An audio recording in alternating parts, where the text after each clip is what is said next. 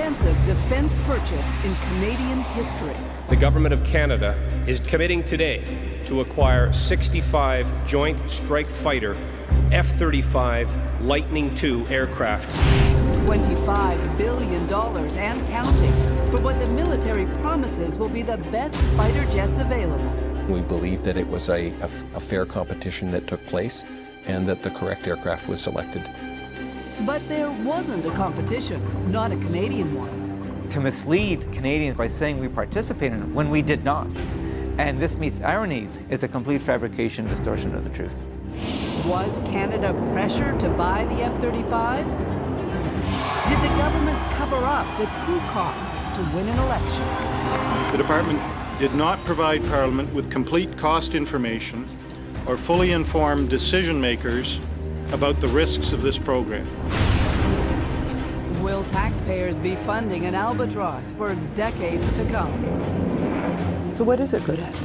It's not good at anything. It's a turkey. Tonight, the story of the runaway fighter, Canada and the F-35.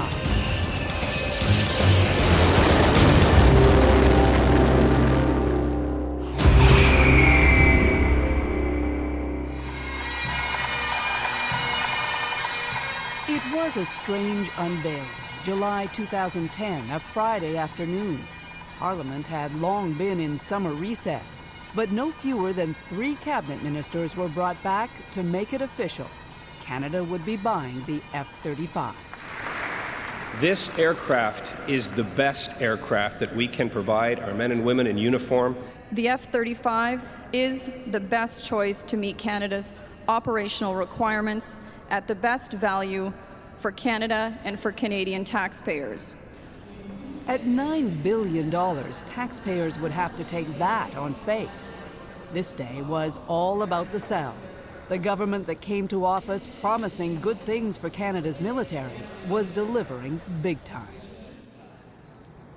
Good evening, I'm Gillian Findlay. 2 years later, Canada's F-35 commitment is in crisis. Faced with skyrocketing costs and findings, it misled the country. The government that once so loudly trumpeted the F-35 has been forced to backtrack. Today, the purchase is on hold. Perhaps that is why no government minister, no current member of the military would speak to us about their plane or the process by which Canada decided to buy it. And that's too bad, because our story tonight raises serious questions about a procurement system seemingly run amok and a jet fighter the critics say will never live up to the hype. 72 shows good head. There are 2 reasons Canada needs an Air Force. One of them was on display last winter in Libya. Canadian pilots flying sortie after sortie with their coalition partners, helping to force a dictator from power. Nice. Since World War II, Canadian jet fighters have gone to battle 4 times. But this is their day-to-day gig, protecting Canadian and North American airspace. For either job, the CF-18s that Canada bought 30 years ago are getting old. The writing's been on the wall for more than a decade. And not just in Canada. Already in the 90s, with a generation of fighters coming to an end, the United States was thinking ahead. The Cold War was over, and the country's long history of runaway defense costs was facing fresh scrutiny. Your defense tax dollars at work. Why they seem to go faster than they used to, but not as far. At the Pentagon, pressure was on to do things differently. Instead of a new fighter for each of its services, the Navy, the Army, the Air Force, the U.S. decided it needed one state-of-the-art plane that could be used by all, and for all kinds of missions.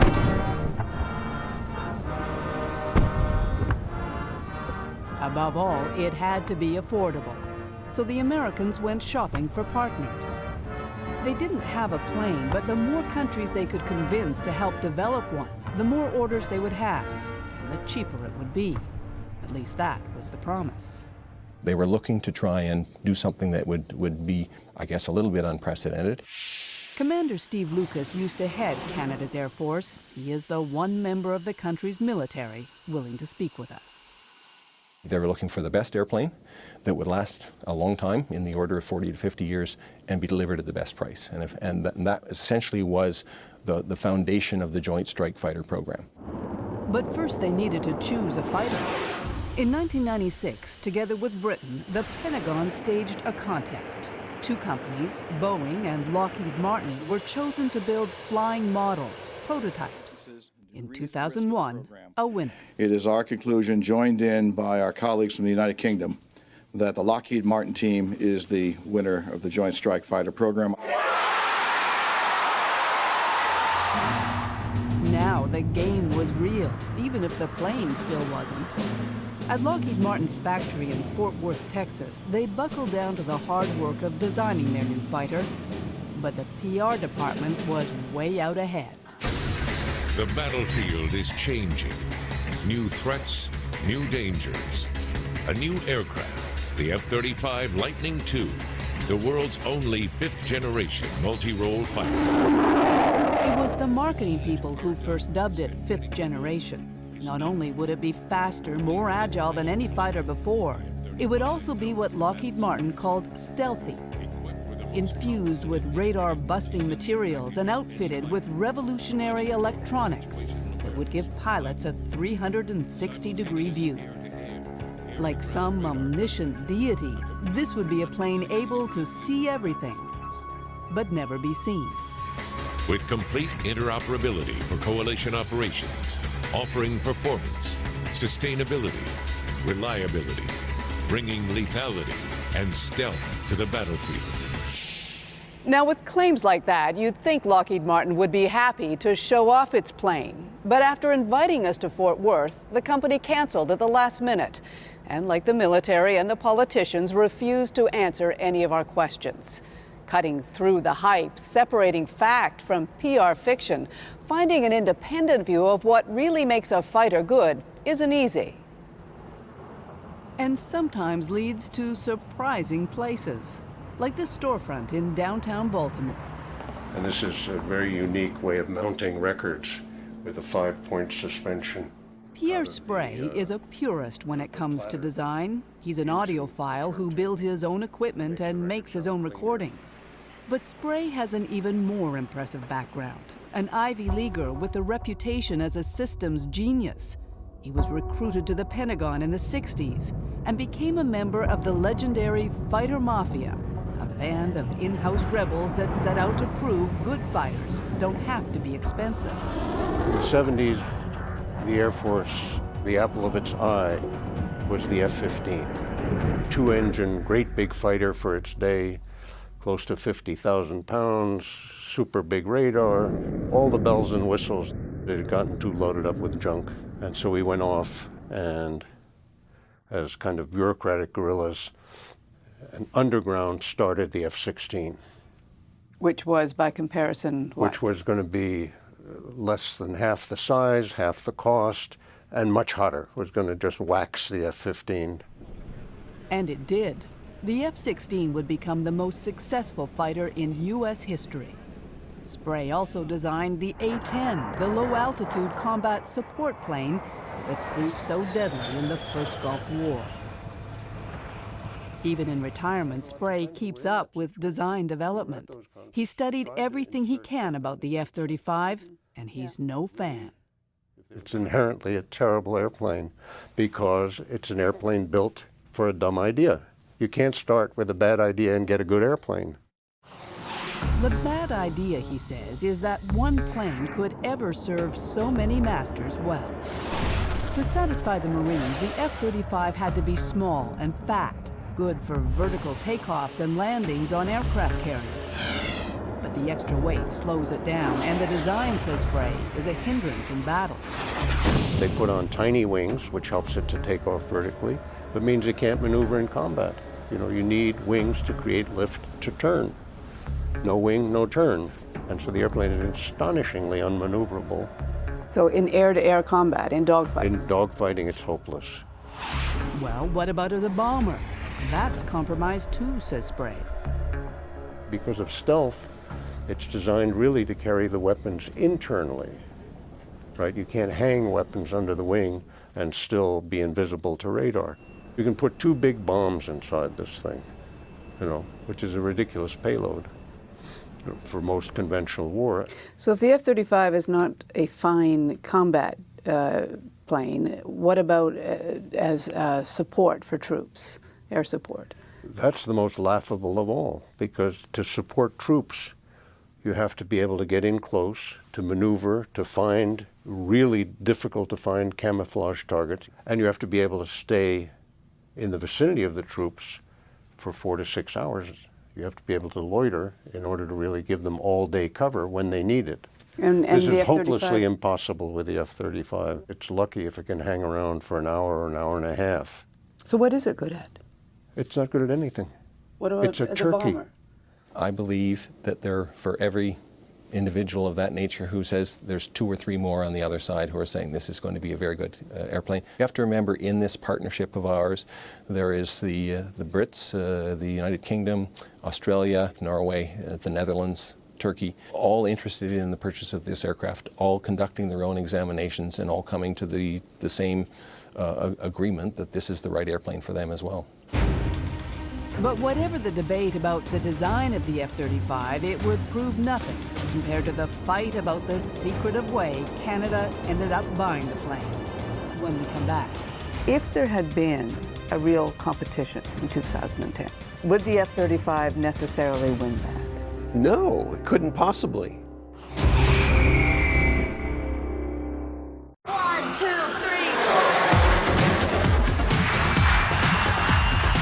When a country goes looking for a new fighter jet, this is often one of the first stops, the Farnborough Air Show.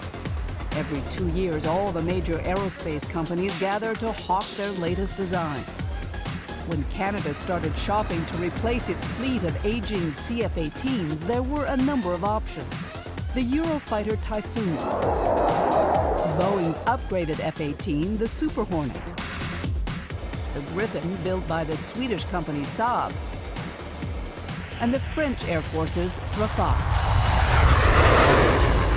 And then there was Lockheed Martin's F-35. Only a concept, really, when Canada made its decision in 1998 to get involved in the program. In the first phase, you spent $10 million just to become an observer. You know, you're watching what was going on and learning. In 2002, Alan Williams signed the memorandum that bumped Canada to the second phase, helping to develop the plane. A further investment of $150 million. And what were we buying for that money? What we're really doing is providing our Canadian industry with an opportunity to participate in the program. So while there was nothing immediately to benefit for the Department of National Defense, we strongly felt that this was going to be the biggest airspace program for the next 30, 40, 50 years. And we couldn't afford to have our industry sit on the side. Was it, in any sense, an agreement, a commitment to buy the plane at the end of the day? Absolutely not. It was essentially to do what I said, to be there, to see what was going on, and most importantly, to allow our industry to participate. Ironically, Canada's aerospace industry wasn't that interested at first. None of the work was guaranteed. They were going to have to compete internationally. But lured by government incentives, Canadian businesses started bidding and winning. And eventually, of course, they did come on board. And to their credit, they did magnificently well. What wasn't going so well, though, was the work down in Fort Worth, Texas. Part of the problem was the way Lockheed Martin was building the plane, rushing to production before the design and testing phases were complete. That led to costly redesigns and budget overruns from the start. Which you'd think might have been an issue for Canada, certainly by 2006. That year, the government had to decide whether to up its commitment to the program again. By then, alarm bells were going off in places like the Government Accountability Office in Washington. Development costs for the F-35 were up 80%, according to the GAO. Projected cost per plane, up 23%. So much for affordability. As for Lockheed Martin's business model, the GAO called it unexecutable. Obviously, we heard those words. We took them into account.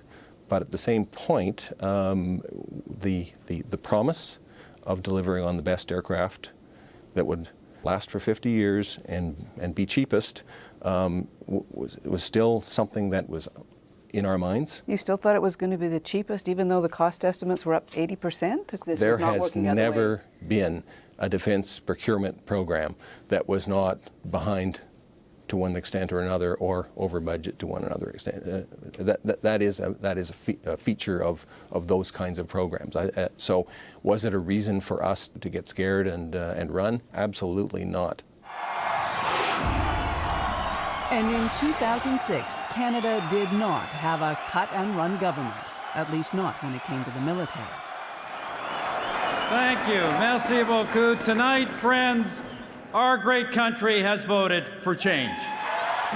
Canada's armed forces welcomed Stephen Harper to office with a long shopping list, including new equipment. Bogged down in Afghanistan, it was no time to quibble about price. Defense analyst Stephen Staples runs an Ottawa think tank. I think that the military planners in the Department of National Defense are, somewhat detached from reality sometimes. The reality in 2006 was that Lockheed Martin still hadn't even test flown its plane. The Canadian pilots were falling in love with it nonetheless, spending months in Fort Worth learning all about the F-35 by playing Top Gun in combat simulators. When you have the military wanting it, the corporations and industry want it, the United States government wants to sell it to you, and you have a base of voters who support the conservative government who are predisposed to liking things for the military, that's a powerful combination of factors that is pushing for the F-35. But no matter how many cheerleaders, according to Canadian law, any decision to buy the F-35 would require a competition, unless there was a compelling reason not to have one. In 2006, the Harper government went ahead and committed to that next phase, coughing up another $500 million, in large part on an Air Force assurance that it had surveyed all the alternative jet fighters and still believed the F-35 was going to be the best. That's what the Air Force said, but a look through that survey questions how it could have reached that conclusion. Time and again, it shows officials unable to get critical data. At Eurofighter, the UK government prohibited the release of some information. At Boeing, they got information only at an unclassified level. It was the same in Sweden and in France. But that didn't stop this briefing note to the minister 3 months later, recommending the F-35 as having the best available capabilities and offering the lowest per aircraft cost. The same month that recommendation was made, Steve Lucas, the head of the Air Force, was in Fort Worth himself, checking out the F-35. At a time when your own analysis was saying, look, we don't have all the information on the others, how could you then write to the minister saying, we've done an analysis and we're convinced the F-35 is the best? With the stage we were at that point in time, not only did we do the glossy brochure examination, but we also went to each of the countries, spoke to each of them. And so, yes, indeed, it does say at the bottom, more information is needed. But I guess I would characterize that as this is an appropriate level of examination for where we were at that point in time, knowing that there would be subsequent examination, more detailed examination as we develop the statement of requirement. And was there subsequent examination, do you know? To the best of my knowledge, yes, and I had confidence that that would happen in the future. In other words, Canada could still change its mind about the F-35. But as the years wore on, the government was sounding more and more convinced. We will be making more sound investments in major fleets that will provide the Canadian Forces with 65 next-generation fighter aircraft to replace our CF-18s. The key word is next generation. At Lockheed Martin, code for stealth. Virtually undetectable to an enemy that cannot hide. It had been one of the company's biggest selling points from the beginning. The F-35's greatest advantage is something no one ever sees: stealth. Designed They into the never aircraft from the outright start, said the plane would be advanced invisible to radars, but corporate executives weren't shy about leaving that impression. Stealth means that the adversary cannot see you. It gives you that first look, first shot, first kill, if you will, before an adversary even knows that you're out there. Stealth means that your fighter pilots come back every single time. Well, the first thing to know about stealth is that it's a scam. You know, it simply doesn't work. You know, radars that were built in 1942 could detect every stealth airplane in the world today. A NATO warplane has apparently been shot down over Yugoslavia. As evidence, Pierre Spray points to what he believes happened in Bosnia. Another Lockheed-built plane, also billed as radar evading, fell victim to Serbian defenses. They were well aware that they were being invaded by stealthy airplanes, and they figured out how to shoot it down. And that's what everybody's going to do who thinks they might be bombed by a stealthy airplane. Spray isn't the only skeptic. As recently as this summer, the head of the U.S. Navy acknowledged that promises of stealth are probably overblown.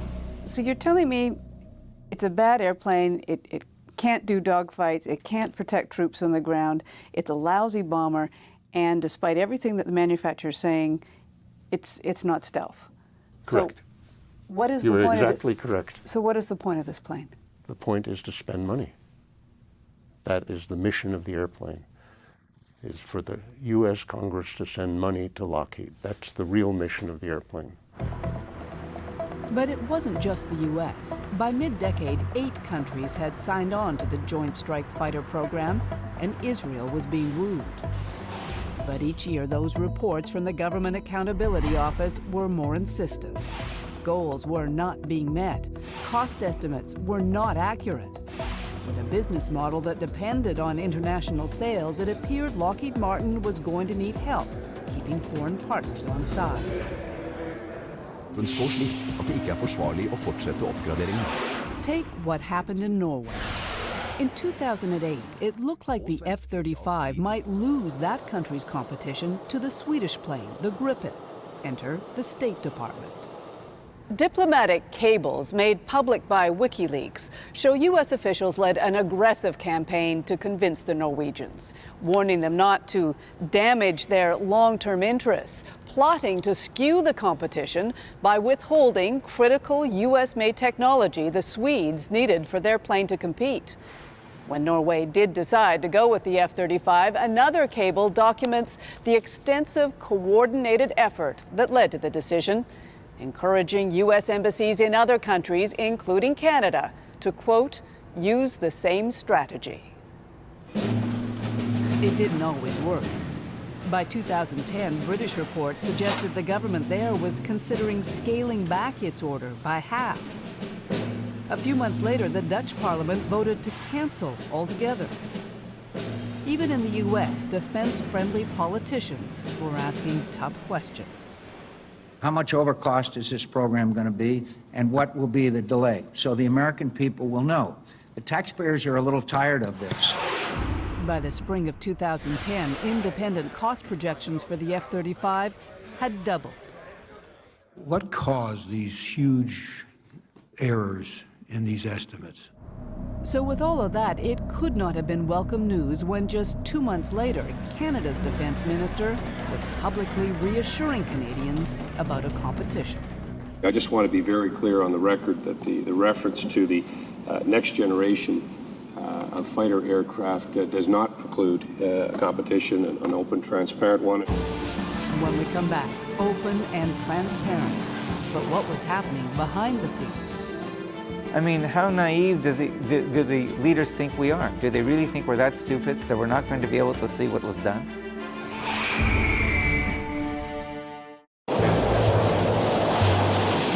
In the years that followed Canada's decision to join the F-35 program, one promise was always clear.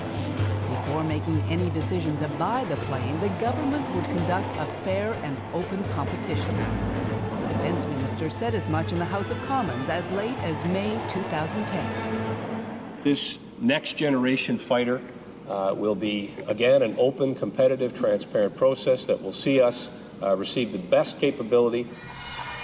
So how to explain this big announcement just 7 weeks later in July? The Government of Canada is delivering on that promise, committing today to acquire 65 Joint Strike Fighter F-35 Lightning II aircraft. Acquiring them as a sole source deal without a competition. His explanation for the flip-flop? There was a competitive process. That process took place some time ago. It was a very competitive and, in fact, a rigorous process that was decided in favor of the F-35 Lightning II. Lockheed Martin's Vice President Tom Burbidge was on hand to back him up. There was a very intense competition which included building prototype airplanes and conducting a flying competition in the endgame. Canada was an important member and part of that competitive down select. But hang on, let's rewind a decade. It is our conclusion, joined in by our colleagues from the United Kingdom, that the Lockheed Martin team is the winner of the Joint Strike Fighter program. What they were now calling Canada's competition was that fly-off in 2001 between just two companies with planes that were mock-ups, hardly more than models. More importantly, it was the Pentagon that ran the show back then with the only partner it had, the United Kingdom. The facts are absolutely clear. Only the US and the UK defined the requirements and made the selection. Canada was simply an observer in 2001, says Alan Williams. He should know he was there. This was an aircraft whose requirements were specified by the United States and the United Kingdom, and they selected the aircraft that best met their needs. So for us to simply say, to mislead Canadians by saying we participated in it when we did not, and this meets our needs, is a complete fabrication, distortion of the truth. Which begs the question, why? Why, after promising a fair and transparent selection for so long, did the government so quickly change its mind? If there had been a real competition in 2010, if they had carried through with the promise that they made, would the F-35 necessarily win that? No, it couldn't possibly. It would show up on radars. It wouldn't be able to generate a sortie rate that would amounted to a hill of beans. It wouldn't have the loiter on the battlefield. It wouldn't have the range. It wouldn't have the payload. Winslow Wheeler spent 30 years on Capitol Hill analyzing military procurements. Is it fair to say then in 2010 that Lockheed Martin and maybe the Pentagon did not want there to be a competition because they didn't feel Oh, absolutely. The last thing they want is a real empirical comparison using real airplanes and scenarios constructed by people not friendly to any of the participants. So what happened? Was Canada pressured to drop its competition? Did the government cave to please the Americans? Don't forget that in the lead up to that 2010 announcement, things were not going well for the F-35. Defense analyst Stephen Staples. It wasn't performing so well. It was late. The costs were running out. International investors and potential buyers and governments were getting worried about, what's going on with this. So who are the closest allies on this? Canada and Israel. And those were the two really key countries, I think, that could give some good news. And in 2010, Lockheed Martin was desperate for good news about the F-35. And Canada gave it to them. Indeed they did. And at a time they didn't have to. When Canada signed those memorandums, it said it wouldn't make a decision about buying the F-35 till 2012, 2 years later. So why the rush? It was all to protect Canadian industry, the minister said. Every day that we wait, we lose opportunities to access the global supply chain for our industry, and our aerospace industry deserves that. Not true. Not true. I mean... Were we in danger of losing anything at that point? No. We were part of the program. As long as you're part of the program, you're part of the program. The MOUs are very explicit on that. And there was no reason to presume that if we didn't announce on July 16th, the sky was going to fall. Besides, what about protecting Canadian taxpayers? Of all the things the ministers said that day, the one that would haunt them the most was what they said about the price. Together with infrastructure, training, simulators, weapons, and other items, our investment is valued at approximately $9 billion. $9 billion for 65 planes. Usually, those kinds of government quotes are for total costs, the price of buying the planes plus the costs of sustaining them over their lifetime. That's the total cost of the program, which is much more than an airplane. It's an infrastructure, it's facilities, it's other things. It's the cost, through life cost, it's the cost of the airplane program. But that's not what the government's own estimates showed. 1 month earlier, a leaked cabinet document revealed the purchase price of the F-35s was indeed nearly $9 billion. But look at the smaller print at the bottom. The costs of sustaining and operating the plane are estimated at $16.5 billion, making the true cost of Canada's F-35 commitment more than $25 billion. The numbers were right there in their own cabinet document, but try getting any of the ministers to acknowledge them. Of course, we have some estimates, but the actual aircraft is not in production yet. So what's the estimate? Thank you, sir. You were given one question, and that's now two. Well, I'm not going to state specifically what the per unit cost is, because as I've indicated, the $9 billion cost is for 65 aircraft, including all the onboard equipment and weapon systems. So you can do the math. When you do the math, it works out to $138 million a plane. But again, they were vague about what that actually covered. Clearly, no one wanted to answer the questions, not even the guy making the plane. Well, can you break it down for us then, the cost of the plane, the cost of these other features, weapons, and that the defense minister mentioned? No, I can't do it here in front of, why would we take the time to do that? In the weeks and months that followed, the F-35 was a hot topic. An election was coming, and the Harper government hit the road, promoting the F-35 as a job creator, and conveniently rewriting history. In 1997, Canada signed on to an international consortium to develop the Lockheed Martin Lightning II. It did so after, I repeat, an exhaustive consideration of the alternatives for a CF-18 replacement at the end of this decade. After an exhaustive consideration, it's hard to know what the Prime Minister meant by that. There had been that Air Force survey of alternatives to the F-35 in 2006, when it admitted was missing critical information. So, did they get the information? Sources tell us they did, but not in the way you might expect. It didn't come directly from Lockheed Martin's competitors, companies like Boeing and Saab, but from the Joint Strike Fighter Office itself, the very people who had the greatest interest in selling Canada the F-35. I'm a spectator at that point in time.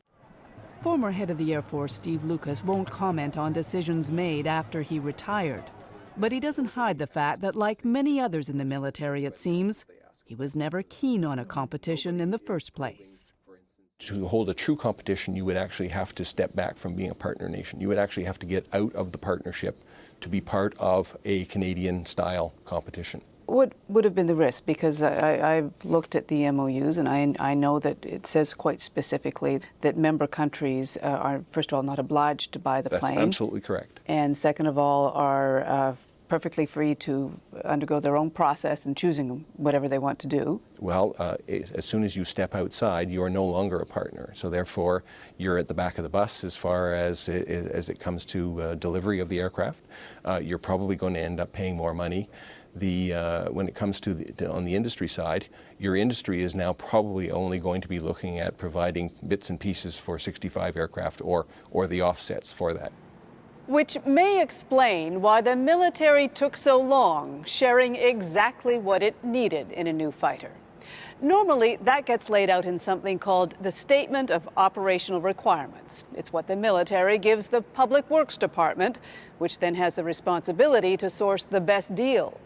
We know the military wrote its SOR, but we also now know it never passed it on to Public Works, not until after the cabinet had made its decision. And to this day, the details have never been made public. If you don't put out your statement of requirements until after you've made the commitment to get into the program and buy this thing, what is that? What are you really doing? Surprise. You know, somehow only this one aircraft that you predetermined meets these requirements. I mean, how naive do the leaders think we are? Do they really think we're that stupid that we're not going to be able to see what was done? You decide. On the campaign trail, Stephen Harper assured voters the F-35 would never be as expensive as the independent auditors projected, even suggesting Canada had a special deal guaranteeing the price. A lot of the developmental costs you're reading in the United States, the contract we signed shelters us from any increase in those kinds of costs. So we're very confident of our cost estimates. You also pretend that you have some contract, and will you either produce the F-35 contract you're talking about or admit that it doesn't exist? At the end of this decade, we're going to need... Terry, let me answer the question, please. Terry. Let me answer the question. At the end of this decade, we are going to need replacement airplanes. This is something the federal government has been working on for 15 years. So I think our position is clear here. I think our position is clear here. Clear or not, it didn't seem to matter. In 2011, the Harper government was returned to power, this time with a majority. But the story of the F-35 wasn't over yet. When we come back. The department did not provide Parliament with complete cost information or fully informed decision makers about the risks of this program.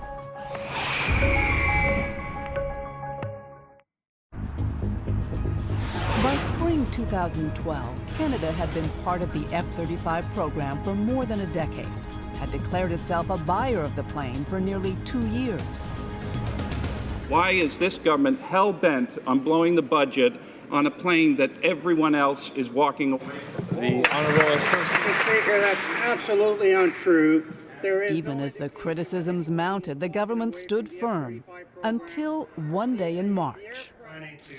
Julian Fantino, the newly appointed junior defense minister, was sent out with a clarification. This means that we have not signed any contract to purchase aircraft. We have not ordered aircraft through the partnership, and even if we signed as planned, we will not be making any payments on the new aircraft for several more years.